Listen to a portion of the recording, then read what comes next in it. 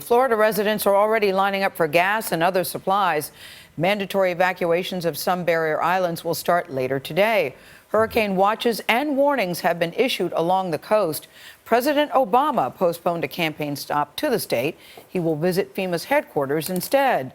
Manuel Bojorquez is in Dania Beach, Florida. That's just south of Fort Lauderdale, where residents are getting ready. Manny, good morning.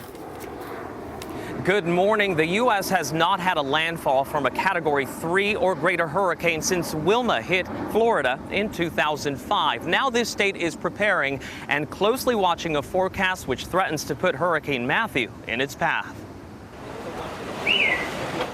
There were so many people fueling up at this service station in Pembroke Pines, Florida last night. A man was directing traffic to the pumps. There were quite a few lines earlier, so we decided to come out a little later. We figure, maybe later would be better. What about this storm in particular made you decide, let's get prepared? The strength of the winds and how big it is.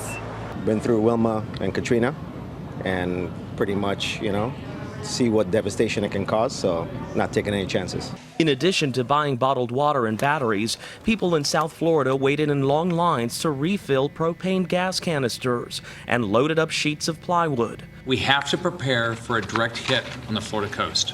If that turns, and these things turn and has a direct impact, we're not going to have a lot of time to evacuate because people are going to wait.